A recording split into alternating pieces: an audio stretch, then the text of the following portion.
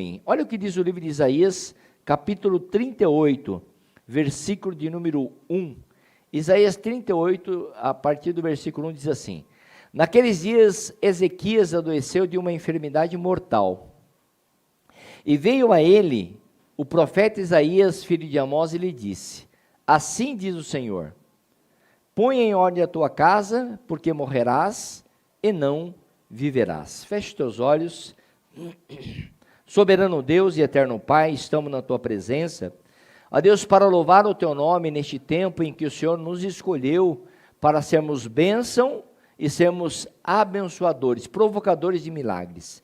Pai querido, que o Senhor venha, meu Deus, agora nos nutrir com esta palavra que nós lemos, nos ensinando, meu Pai, a cada dia a buscarmos a tua presença e fazermos o que for necessário para nos mantermos de pé. Fala conosco, conceda os dons espirituais, palavra de conhecimento, palavra de sabedoria, discernimento de espírito. Nós esperamos a tua resposta, em nome de Jesus. Amém? Primeiro dia da semana, conforme o Guilherme falou, faz toda a diferença nós buscarmos a Deus, a presença de Deus no primeiro dia da semana, porque nós podemos colocar como a casa em ordem. Quando fala assim para colocarmos a casa em ordem, alguém fala assim: puxa, lá vem uma palavra dura, lá vem o sarrafo, como que é? Lá vem o chicote. Nada disso. Jesus nos ama, diga para o Senhor te ama. Amém? E por Ele nos amar, Ele nos corrige, Ele nos instrui. É mais fácil para um filho receber uma repreensão do que o pai dar uma. Porque às vezes o pai não quer repreender o filho. O pai não quer deixar o filho triste. Se possível fosse, os pais que estão aqui sabem, deixaria o filho fazer tudo o que ele quisesse, mas não dá. Dá? Não, porque o filho pode se machucar. Sim ou não? Pode ter problemas na sua vida. Um filho pode se machucar quando é bebezinho. Sim ou não? Numa queda.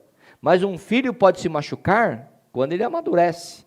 E ele já acha que sabe tudo, que pode tudo e que não precisa mudar em nada. Aí é mais difícil. Por quê? Porque às vezes ele está forte. Imagina um jovem, uma pessoa muito forte, saúde física, vigor físico, com a sua mente boa, conseguindo pensar, conseguindo raciocinar, conseguindo andar, conseguindo até voar. Para você falar para uma pessoa nesta condição, que ela precisa ter alguma mudança e que precisa colocar a casa em ordem, a pessoa vai reagir no mínimo de uma maneira negativa, não com aquele que fala, mas na sua própria vida. Porque quando nós recebemos uma palavra que nos orienta a ter alguma mudança, é porque Deus está olhando para nós com carinho, está olhando para nós com amor, porque Deus nos ama. Amém? Rei Ezequias adoece, próximo da morte. Muitas pessoas só pensam na vida quando elas estão próximo da morte. Mas nós que estamos com saúde, você pensa em morrer? Quem pensa em morrer aqui? Ninguém pensa em morrer. Mas quando uma pessoa está doente, ela pensa que vai morrer, sim ou não? Porque ela está doente. Mas todos nós sabemos que não é só pessoas que estão doentes que morrem, ainda que é uma possibilidade maior. Mas todas as pessoas podem morrer de qualquer jeito, um acidente, sei lá, as coisas que a vida mostram que pessoas morrem até com saúde. Por isso, quando o profeta Isaías vem diante de Ezequias e fala assim, ó, coloca a tua vida em ordem, porque você vai morrer. Ele estava dizendo assim para o profeta Ezequias: você não tem mais possibilidade de correr nem para cá e nem de adiar. É para colocar a casa em ordem agora. Sabe o que Deus fala para mim e para você? Coloca a casa em ordem agora. Você não sabe se você vai morrer hoje ou se você vai viver durante muito tempo. Ninguém sabe. Ninguém sabe o dia exato que nós vamos morrer. Então nós vivemos e colocarmos a casa em ordem é agora. É nesse exato momento. É vivermos o melhor para nós mesmos. Porque se Deus está mostrando para nós que é para nós colocarmos a coisa em ordem, a casa em ordem, é porque alguma área da nossa vida não está bem. Mas imagine que em todas as áreas da sua vida sejam bem hoje. Pode acontecer, sim ou não?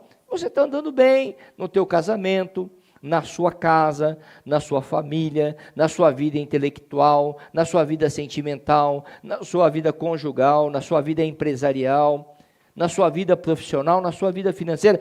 Imagine que em todas essas áreas você esteja bem. Você precisa colocar em ordem? Não, só aperfeiçoar. Só melhorar, sim ou não? Mas vai que em uma destas áreas você está negligenciando, coloque em ordem. Se você está negligenciando na vida financeira, coloque em ordem. Porque às vezes é muito fácil alguém querer colocar alguma coisa na tua conta, sim ou não? Porque às vezes a pessoa acusar você de algo que você não fez, ou pior, acusar de você por uma negligência que ela teve, e em detrimento desta negligência, deste mal que ela fez, cometeu contra ela mesma, colocar a culpa em alguém é mais fácil, sim ou não? É mais fácil. Imagina uma pessoa que ela sai de um imóvel, ela entra em um imóvel novo, e ela vai morar, seja de aluguel, seja porque ela comprou. Quais são as primeiras obrigações que ela tem? Vamos lá? Passar o que para o nome dela? Luz e água, sim ou não? Porque são coisas emergenciais, sim ou não? Se a pessoa não passa para o nome dela, e o antigo proprietário, depois de 2 meses, 3 meses, vai lá e pede para tirar o nome dele. E para tirar o nome dele tem que bloquear a conta, sim ou não? Depois de 2 meses bloqueia a conta e corta a água da conta dessa pessoa e corta a luz dela. Imaginou isso? Quanto tempo depois de? Quanto tempo? 60 dias, sim ou não? Imagina se essa pessoa tem uma criança que agora está morando lá. Essa pessoa não passou a conta para o nome dela, por quê? Vamos considerar que é por negligência? Porque se eu tenho tutores, se eu tenho pessoas que eu cuido delas, no mínimo eu teria que ter a responsabilidade, pelo menos para esses 2 passos.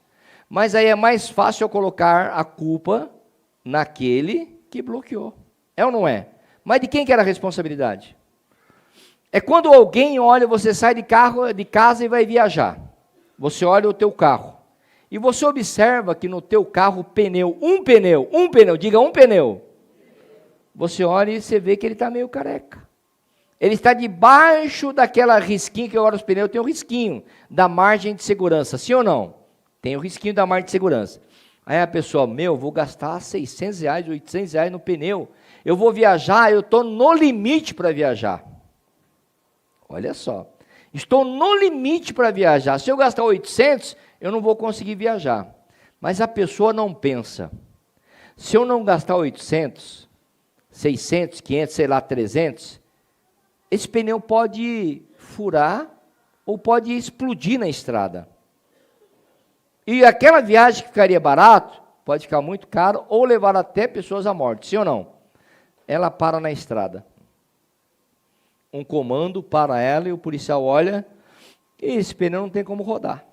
Autua a pessoa, vamos apreender o veículo. Mas eu estou com toda a compra, eu tenho criança no carro, a minha mãe de idade, não sei o quê, o senhor não tem compreensão.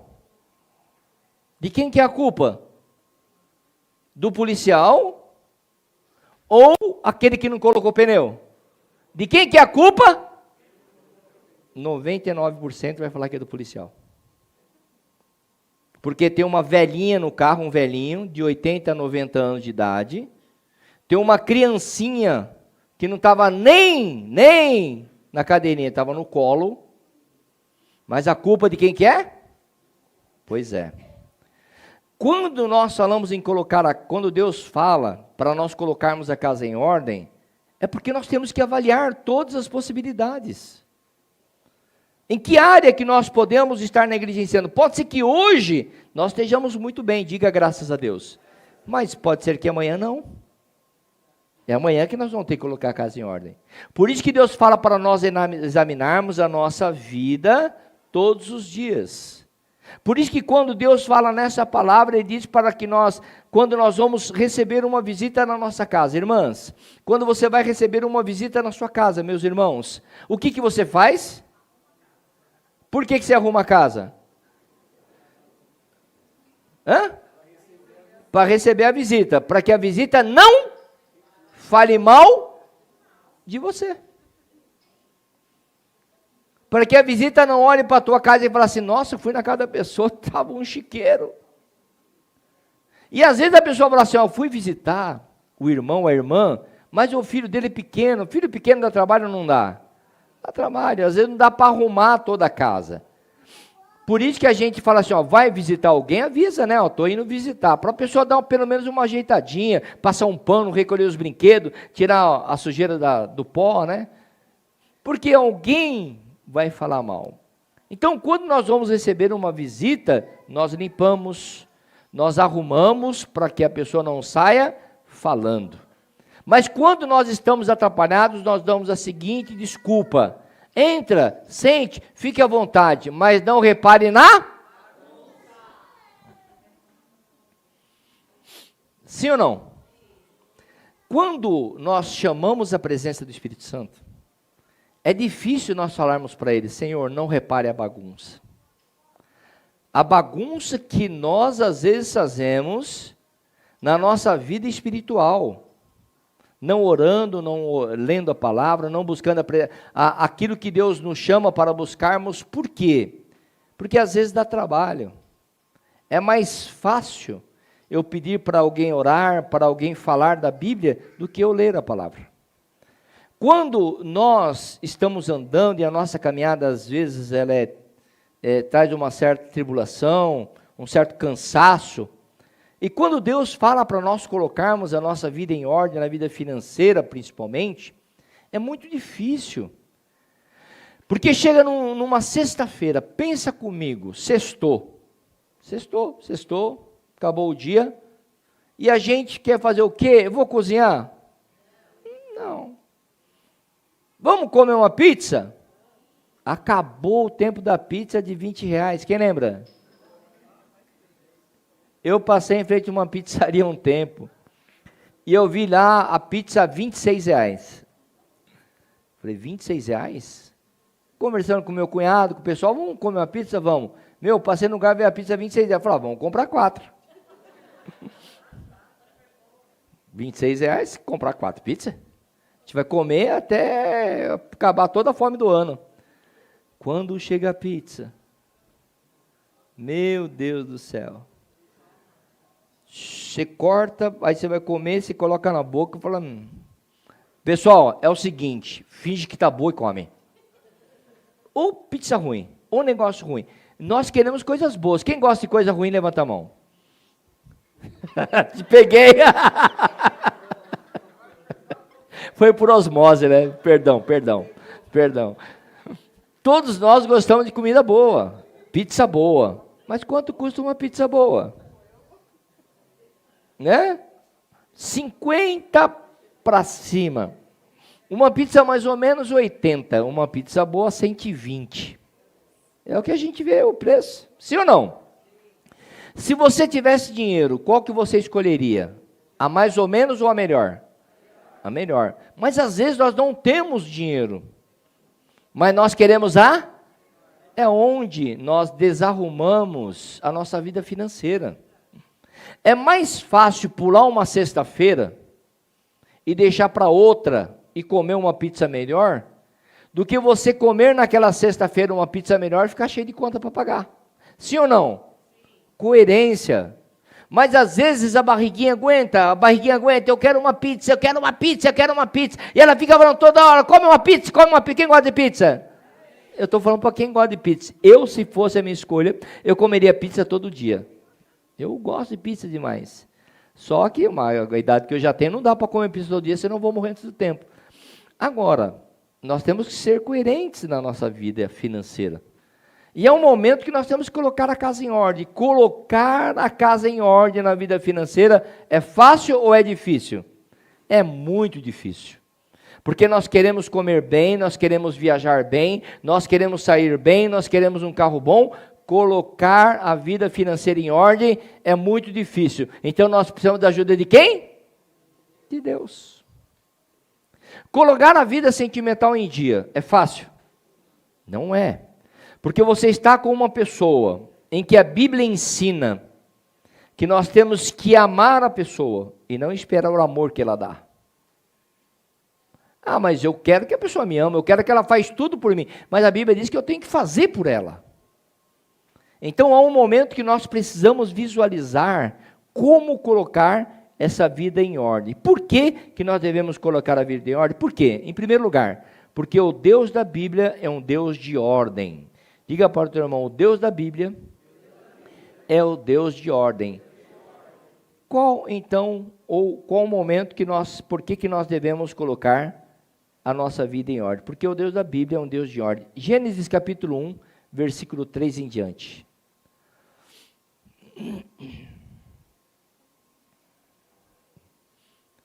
E disse Deus, haja luz e houve luz. E viu Deus que era boa a luz, e fez Deus separação entre luz e as, somente até aí, até o versículo 21, fala sobre a ordem que Deus coloca sobre as coisas. No capítulo 2, versículo de número 7, coloca por favor, Gênesis 2, 7, e formou o Senhor Deus o homem do pó da terra, soprou às suas narinas o fôlego da vida, e o homem foi feito alma. E se você continuar lendo, você vai ver que Deus, o Deus da criação, é um Deus de ordem. O céu, a terra, tudo que nela há, foi colocado na sua devida ordem. Em um país, talvez agora que você vai, lá esteja noite, e aqui está dia. Mas todos os lugares do mundo têm dia e noite, todos os lugares. Alguns lugares a noite é um pouco mais clara do que aqui. Mas todos os lugares do mundo há dia e noite. Na formação do homem, quando Deus formou o homem, ele viu que na formação do homem faltava vida. O homem não tinha vida. Então ele vai agora e sopra sobre o homem o fôlego de vida. Por que que nós precisamos colocar a nossa vida em ordem? Colocar a nossa casa em ordem? Porque tem pessoas que não estão mais vivendo. E por que que às vezes a pessoa chega ao ponto e falar assim, uma coisa muito ruim, eu não quero mais viver. Pessoas que vocês já viram, que desistiram da vida, ou querem de alguma forma mudar a vida do seu jeito. Você viu como aumentou a quantidade de pessoas que são acumuladoras? A pessoa acumula de tudo. Ela passa na rua e vai trazendo as coisas para casa. O que será que passa pela cabeça dessa pessoa? Não dá nem para a gente entender. Não dá nem para a gente compreender. Às vezes nós nos tornamos acumuladores, não de pegar os lixos da rua, ou animais de rua, e levarmos para dentro de casa. Mas nós passamos a acumular coisas que nós não temos necessidade de tê-las, trazendo um problema financeiro. Passamos a acumular hábitos que nós não temos necessidade de ter esses hábitos, que nós já tínhamos lançado fora e que nós acabamos trazendo problemas para dentro de casa, junto da nossa esposa, junto dos nossos filhos, da nossa família. Por que nós somos acumuladores? Há uma deficiência espiritual.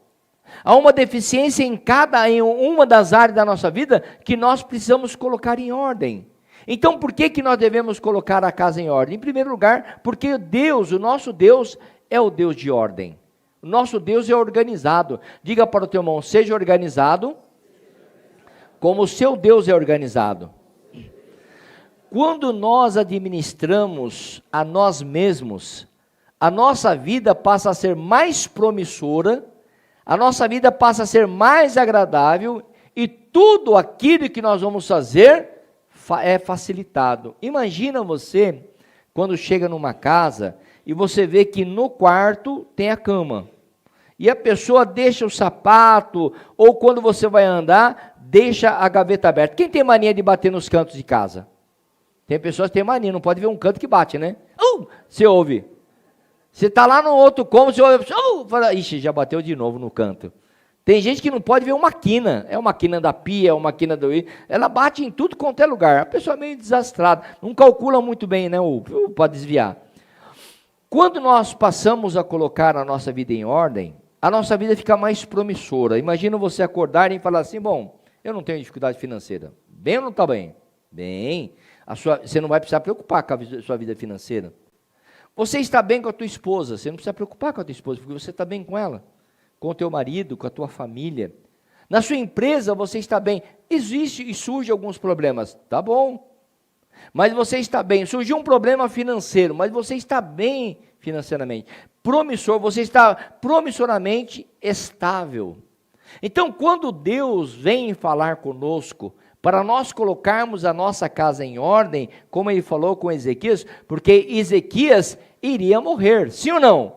Mas você também vai morrer um dia. Quem vai morrer um dia diz amém. Pode demorar mais um pouco. Quem quer que demore mais um pouco? Todo mundo quer que demore mais um pouco. Nós vamos morrer, nós vamos morar com Deus a vida eterna. Mas pode demorar um pouco, pode demorar mais 50 anos, 60 anos, 70 anos. Contagem regressiva. Eu já estou na contagem regressiva. Eu não vou viver mais os 60 que eu tenho. Eu vou viver pelo menos, sei lá, mais uns 40. Ficar um velhinho gagá, até chato. Mas eu quero viver pelo menos mais uns 40 anos. Quando a gente olha o significado da vida, a gente precisa ter uma vida com qualidade. Diga para o teu irmão, vida com qualidade. Uma vida promissora, uma vida calculada, uma vida boa, para você chegar na velhice, conseguir erguer um copo, conseguir abaixar sem travar a coluna, se bem que os jovens também abaixam e travam a coluna. Mas nós temos uma vida de qualidade, uma vida promissora. Por quê? Porque o mundo está em desordem. O livro de Apocalipse, capítulo 2, do versículo 12 ao versículo 17, mostra a desordem que o mundo estava, a desordem que o mundo está e a desordem que o mundo vai ficar. Olha lá. E ao anjo da igreja que está em Pérgamo escreve: isto diz aquele que tem a espada aguda de 2 fios. Conheço as tuas obras e onde habitas, que é onde está o trono de Satanás. E retens o meu nome e não negaste a minha fé. Ainda nos dias de Antipas, minha fiel testemunha, o qual foi morto entre nós, onde Satanás habita. Mas alguns poucos dias tenho contra ti, porque tens lá os que seguem a doutrina de Balaão, o qual ensina a Balaque a lançar tropeços diante dos filhos de Israel, para que comessem dos sacrifícios da idolatria e fornicassem. Assim tens também os que retêm a doutrina dos nicolaítas, o que eu odeio. Arrepende-te, pois, quando então em breve virei a ti. E contra eles batalharei com a espada da minha boca. Quem tem ouvidos, ouça o que o Espírito diz às igrejas. Ao que vencer, darei a comer do maná escondido, e dar-lhe-ei uma pedra branca. E na pedra um novo nome é escrito, o qual ninguém conhece, senão aquele que o recebe. Irmãos, vale a pena colocar a vida em ordem. A Bíblia diz para nós conquistarmos o prêmio da soberana vocação, antes nós precisamos vencer a corrida, a carreira da fé. Tudo que foi criado, tudo que será criado é no mundo espiritual. As coisas primeiro se estabelecem no mundo espiritual, para que depois elas concretizem no mundo material. Primeiro Deus criou o homem, depois de ele ter criado todas as coisas para manter o homem, depois ele criou o homem. Olha a ordem. Ele viu que o homem não estava bem, ele soprou fôlego de vida sobre o homem. Ele soprou sobre o homem vida. E nos evangelhos diz que Jesus ele veio para nós termos vida e vida com abundância. É vida sobrando. Tem que sobrar alegria na tua vida. Eu quero profetizar isso. Alegria sobre a tua vida. Prosperidade sobre a tua vida em cada uma das áreas, na presença do Espírito Santo. Eu quero profetizar prosperidade espiritual, prosperidade material, prosperidade sentimental em toda a área da sua vida, para que você seja esta pessoa promissora. Pode observar que nesse texto que nós lemos de Apocalipse, ele encerra dizendo, ao que vencer, darei o nome, ao que vencer darei a vida eterna. Nós precisamos vencer. A igreja, ela foi chamada para vencer, a igreja foi chamada para subestabelecer, a igreja foi chamada para colocar sobre outras pessoas a possibilidade delas também terem vida. Nós podemos subestabelecer esse poder para as pessoas, dizendo que está sobrando unção, que está sobrando possibilidade. Nós somos a pessoa, nós somos a igreja que Deus chamou, nós somos a última igreja, nós somos a geração pela qual o Senhor Jesus vai voltar para buscar a sua igreja. Esse texto que nós lemos fala a igreja de Pérgamo. Essa igreja de Pérgamo, eles se afastaram de Deus e recusaram a ouvi-lo.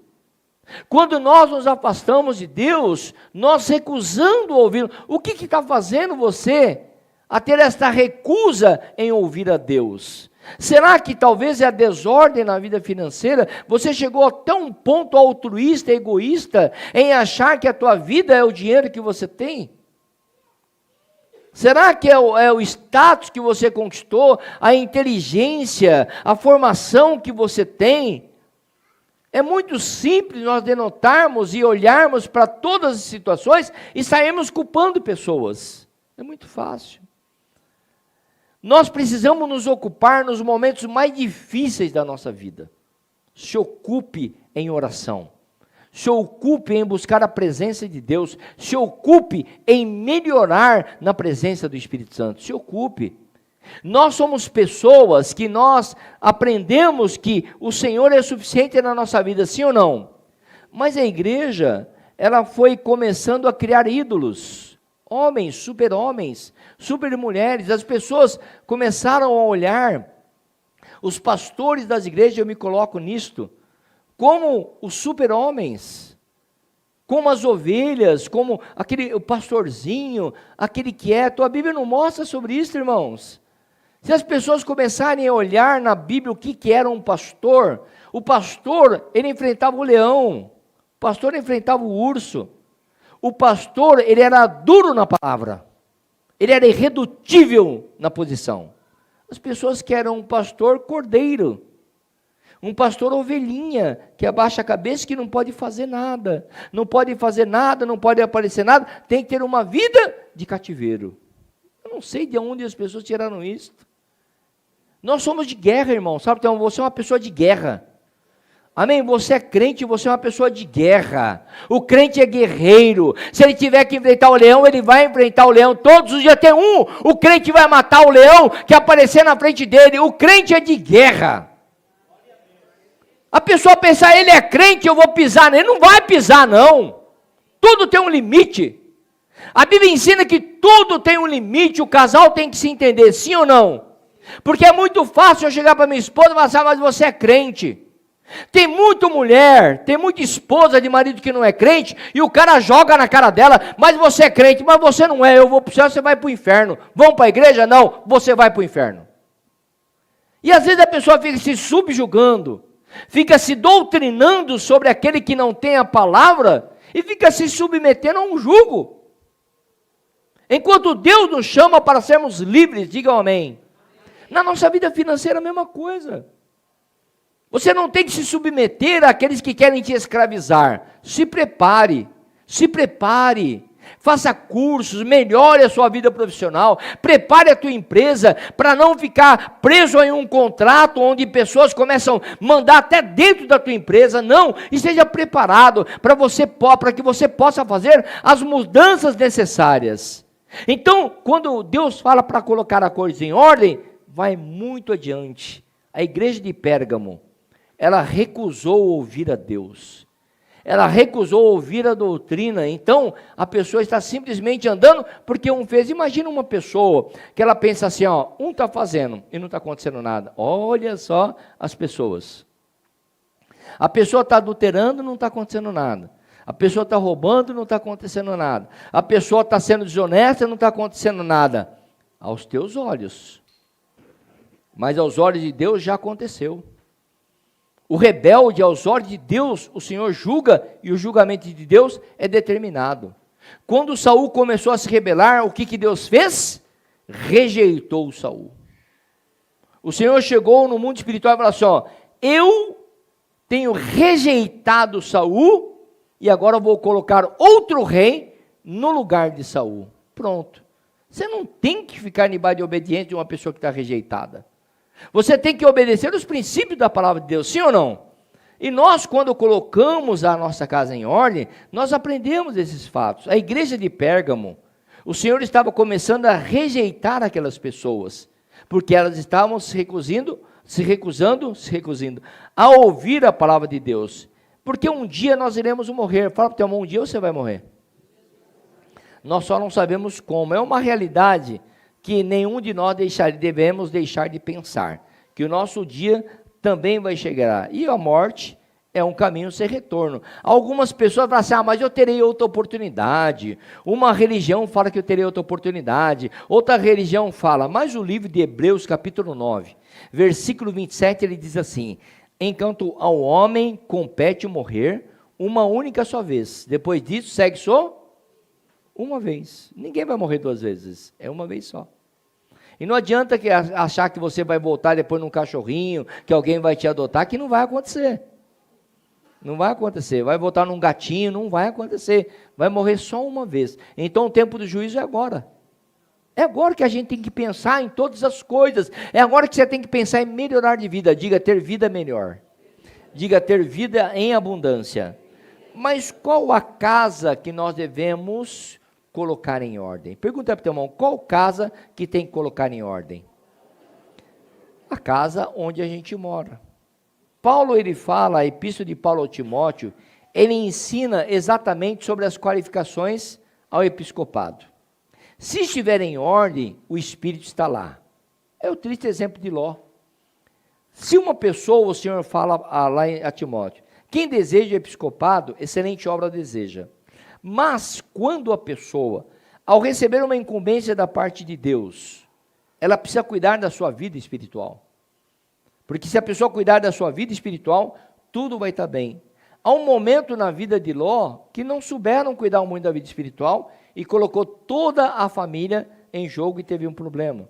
Há uma lição muito forte da casa de Zaqueu, onde Deus pôde mudar a casa de Zaqueu, e Deus mudou a minha casa e pode mudar a tua também, amém? A tua família pode ser muito abençoada da parte de Deus, e nós podemos cuidar da nossa casa como corpo físico. Em 1 Coríntios capítulo 6, versículo 19, fala que nós podemos e devemos cuidar do nosso corpo físico. Olha o que está escrito, ou não sabeis que o vosso corpo é templo do Espírito Santo, que habita em vós, proveniente de Deus, e que não sois de vós mesmos. Ou seja, as coisas que contaminam o corpo, elas não devem entrar. Nós só devemos fazer coisas que ajudem o nosso corpo a melhorar, para que o teu corpo seja sadio, para que você possa ter uma vida de qualidade, para que você possa realmente viver. É muito ruim você não conseguir viver. Sabe aquele dano que você tem no corpo, que às vezes uma pessoa que fumou a vida inteira, viveu a vida inteira. Eu estava vendo entrevistas de duas pessoas esses dias, eu via uma fala do Chico Anísio, e a pessoa perguntava para ele, do que você se arrepende, de toda a sua vida? Ele falou assim, eu não me arrependo de quase nada, mas uma só eu me arrependo, de ter fumado. Né? Todo mundo sabe, ele viveu os últimos dias dele, os últimos anos da vida dele, muito ruim, porque o pulmão dele estava comprometido e não tinha cura. Viveu, não respirava direito, não falava direito, não andava direito. E um outro cantor, esses dias aí, eu ouvia ele falar que ele teve um problema de pulmão, canta, né? E não podia cantar, porque o pulmão dele estava comprometido, porque agora é moda, umas pessoas fumam cigarro, não vai fumar cigarro, e vai fumar aquele eletrônico, né? Sem a pessoa imaginar. No câncer de mucosa de boca, eu já atendi pacientes, no tempo de estágio, em que olhei para a pessoa e falei assim, olha, eu não quero te assustar, mas procure um especialista tal, você fuma? Fumo, não, mas eu parei de fumar, só estou com aquele eletrônico. Falei, então eu vou recomendar a você que você pare, você está com uma mancha significativa no teu palato. Isso pode ser um indício de câncer, então procure um especialista, mas você pode ter problemas. Eu vi essas duas pessoas falando muito sobre isso, porque não cuidaram do corpo. E não cuidar do corpo também é pecado. Exagerar no cuidado também é pecado. Por isso que a Bíblia fala sobre moderação. Diga assim, moderação. eu não vou deixar de comer algumas coisas que eu gosto, porque alguém disse que eu não devo comer. Se eu estiver com a minha vida, você faz todos os seus exames. Imagina, né? A pessoa faz os exames dela, igual um amigo que chegou esse dia, fiz todos os exames, e ele passou por um momento muito difícil, e ele falou assim, está tudo em ordem. Eu falei, maravilha, agora você já pode morrer com saúde. É melhor a gente morrer com saúde, sim ou não? Porque quando a gente for, a gente fala, Jesus, eu guardei o corpo que eu tinha. Então morrer com saúde é muito melhor. Cuidar. Nós temos que aprender a cuidar de nós. Você tem que aprender a cuidar de você da mesma forma como as pessoas cuidam da sua vida. Amém? Tem bastante gente que cuida da sua vida, sim ou não? Tem bastante gente que cuida da sua vida. Aprenda a cuidar da sua casa, do seu corpo físico, como essas pessoas cuidam da sua vida. Casa espiritual. Jesus, ele fala no livro de Provérbios 23, 26, ele fala assim, dá-me o teu coração, filho meu. O nosso coração, os nossos desejos, olha lá, os nossos sentidos, se nós dermos o coração, olha lá, e os teus olhos observem os meus caminhos. Se nós dermos o nosso coração para o Senhor, o nosso coração, no sentido de alma, por onde entra o sentido da vida são os olhos. A pessoa cobiça o que os olhos dela vê, o que a mente dela já conhece. Então uma pessoa, se ela colocar o coração dela em ordem, se ela colocar a vida espiritual em ordem, permitindo que Deus conduza, então hoje Deus está nos chamando para nós colocarmos a nossa casa em ordem. Em terceiro lugar, como pôr a casa em ordem? Como pôr em ordem a casa do nosso coração. Como pôr em ordem a casa do nosso coração. Você já ficou com ódio de alguém? Já. Sabe quando nós vemos que nós ficamos com ódio? Quando a gente vai assistir um seriado de TV, eu sempre falo desse seriado que eu acho ele bastante interessante. A Casa de Papel, quem já assistiu? Quantos aqui torceram por eles? Dá certo. Os caras são do bem ou do mal? Eles estavam fazendo o quê? Roubando. Olha como o nosso coração é perverso. Você começa a ver aquilo ali e falou, esse cara tem que dar certo, ele é muito bom. E o cara é bandido, mano. E a gente torce para ele. Quantas vezes a gente está assistindo um filme e a gente está torcendo para o bandido dar certo e para o mocinho dar errado? Nosso coração está corrompido. Sim ou não? E quando a gente está com tanto ódio no coração, e que fala para mim, se essa pessoa morrer, não vai fazer falta. É claro que às vezes não vai fazer falta, mas a gente precisa falar essas coisas? Pensa que é melhor, não fale. Porque quando está no pensamento, é entre você e Deus. Quando você fala, você está transmitindo a ideia para outras pessoas. Então nós podemos colocar em ordem a casa do nosso coração, tirando o lixo do ódio, tirando o lixo dos maus pensamentos, das lembranças torturantes. Sabe uma lembrança que você tem da tua vida, do passado, alguma coisa que não foi bom e aquilo tortura você ainda, que deixa você com raiva? Sabe quando você começa a pensar e você está sozinho pensando, daqui a pouco você começa a ficar com ressentimento e parece que voltou aquele momento que você fala assim, mas eu já perdoei. Por que está isso? Porque você está nutrindo. Isso é tirar o lixo do passado, nós temos que tirar, nós temos que remover do nosso coração algumas coisas que estão fazendo com que a nossa vida não ande. A nossa vida fica freada por conta de alguns acontecimentos ou de algumas pessoas que não tem mais nada a ver com a tua vida. Você já está tão longe dessas pessoas, você não tem mais convivência com ela. Até quando alguém fala delas para você, você fica irado. Você já liberou perdão. Só que trazer à memória aquilo que te faz ou que te fez alguma coisa ruim é tortura. E essa tortura, às vezes nós fazemos conosco mesmo. Quando nós permitirmos alguém trazer notícia de pessoas que um dia foi um mal na nossa vida. A pessoa traz uma notícia para você, mas ela foi um mal na tua vida. Eu não quero saber disso daí. Eu não quero saber dessas pessoas. Ah, e o que você falou? Para mim essas pessoas morreram. É o que a gente fala, sim ou não? Nosso coração está amargurado. Então, a Bíblia diz, se não concordar para não dar os dois juntos, não anda mais junto e está tudo bem, está tudo certo. Então, nós precisamos deixar que Deus transforme o nosso coração por completo. Louve ao Senhor com o teu coração. Exalte o nome dEle, Ele vai se agradar. A Bíblia diz que quando nós nos agradamos, ou se agradamos de Deus, das coisas de Deus, Ele inunda o nosso coração com alegria. E para finalizar, inunde completamente o seu coração. Inundar. Imagina o teu coração inundado com a presença de Deus.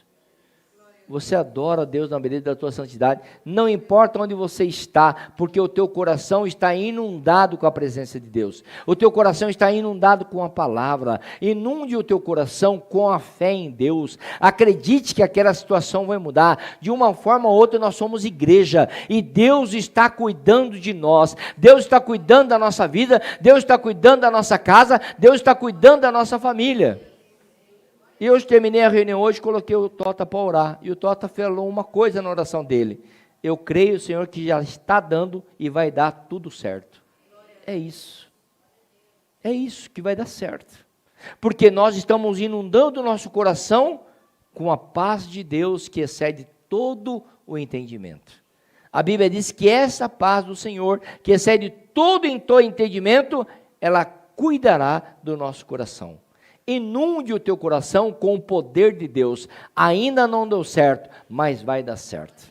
Ainda não aconteceu, mas vai acontecer. As portas ainda não se abriram, mas ela vai se abrir. O projeto ainda não terminou, mas vai terminar. Tudo aquilo que você apresenta de Deus, regando com o poder do Espírito Santo, vai acontecer. Amarre o valente, coloque ele no devido lugar dele, coloque a tua casa em ordem, porque você colocando a tua casa em ordem, você estará resistindo ao mal e ele vai fugir de você. E quando o inimigo fugir de você, a glória do unigênito do Pai vai se manifestar e a tua vida vai ser muito abençoada. Quem quer dessa forma, diga amém, aplaudam Jesus e glorifique o nome santo do Cordeiro.